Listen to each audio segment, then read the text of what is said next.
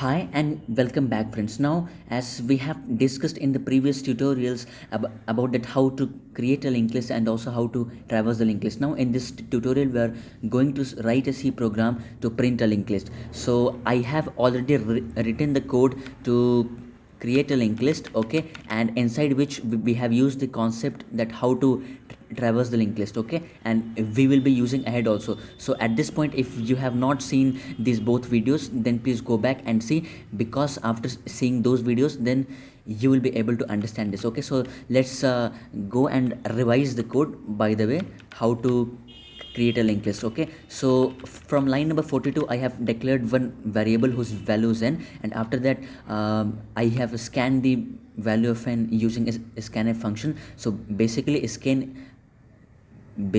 n is the size of the linked list. That means n is the number of nodes that we are going to insert inside the linked list. And after that, as we know that we need total of n nodes to be inserted into the linked list, hence we are going to use the for loop, and this for loop will have n iterations in total, and in every iteration there are two processes basically. So the first process in each iteration is to create a new node, and after that insert that new node to the existing linked list, or either existing linked list may be empty or non-empty, okay. So now let's understand each iteration of the for loop fast, okay. So in line number 42 I have declared one variable whose name is data, and this data will take the input from the user, the actual data that he wants to store in the linked list, okay. So I have scanned the value of data in line number 50, and I have one function, okay, that creates the linked list, okay. So inside that function in line number 53 I have passed the actual data,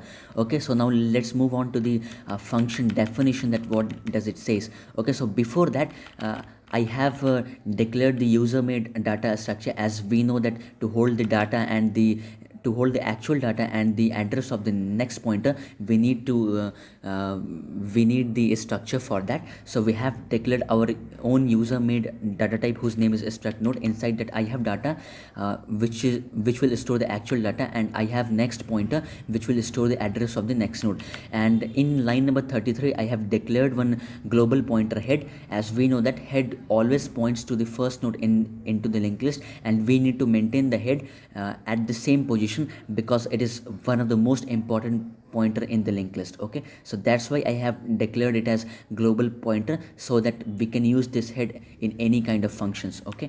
So now after that I have defined the function to create a linked list. So it will be of void type, and the parameter that it is taking is data, which is actually the actual data that needs to be stored in the linked list, okay. So in line number 17 from here onwards I am going to make an isolated independent or new node. So how to do that? In order to do that, we need to define a pointer whose name is temp, and at starting it is pointing to null. And after that in line number 19 I have used the dynamic memory allocation to allocate the memory for the new node, and after that I have updated the data part to the actual data and the next part as null, okay. So in line number 23 I have used if statement to check whether the linked list is empty, because if linked list is empty then it will points to the head part, it will points to the null part. So if head is equals to null, that means linked list is empty, hence head should be updated from null to temp, okay. And after that in the else part I have assumed that the linked list is not empty. So in this case we need to go up to first the last node. So to traverse up to the last node we have used the code from 29 to 34, okay. And once we reach the last node, then in line number 32 we have assigned the address of the temp to the *p.next, so that the last node now the next part of the last node now points to the or stores the address of the new node that we have, okay. So this is the simple C program to create a linked list. Now we are going to display the linked list, okay. So function to display the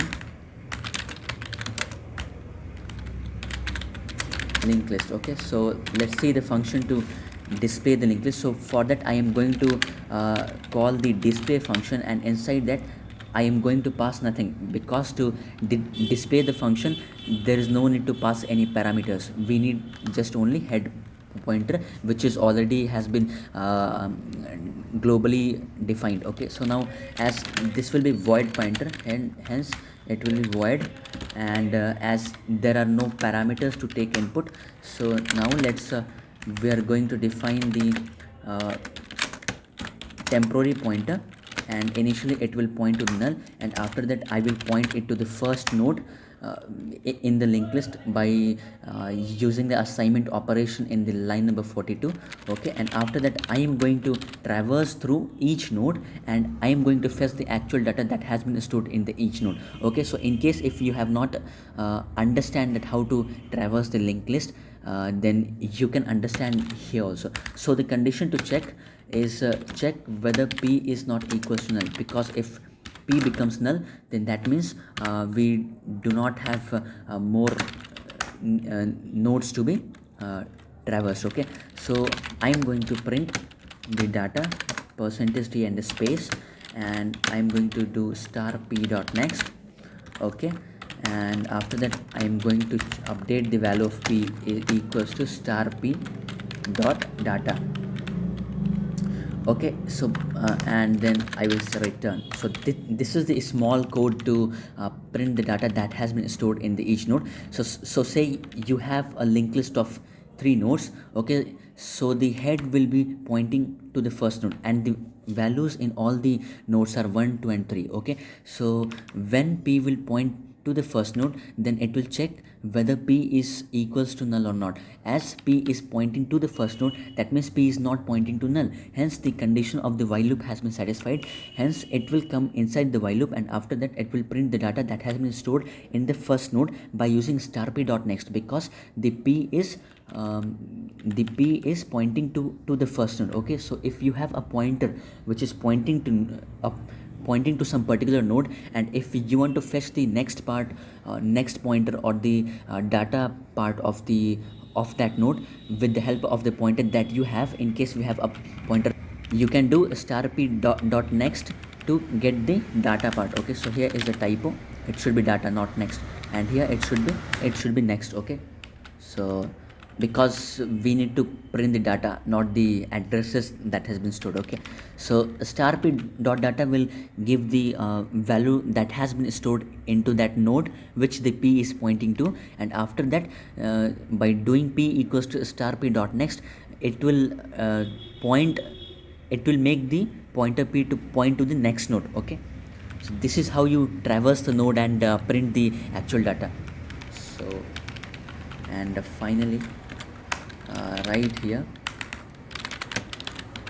list, and after that to make the output better, I'm going to put the new line character, and after that I'm going to say everything went fine, just return 0. Okay, so now just save the code and just compile it. Let me first go to the C program directory from here, and now do gcc -o, the file name is print.c. so just print.c. as you can see, it has compiled successfully. Now just run this program. So it is asking enter the total length of the linked list. So say I have entered 5. Now it is asking the actual data needs to be entered 1. Again it is asking the same 2, 3, 4, 5. So you can see the linked list that we have is 1, 2, 3, 4, 5. So it has printed in the terminal. Okay, so this is how you create a linked list, and this is how you traverse the linked list, and finally by the combination of both these two concepts, this is how you print the linked list. Okay, so I hope you have understood this tutorial. So please like the video and subscribe the channel. So that's it for this video. Thank you and Jai Hind.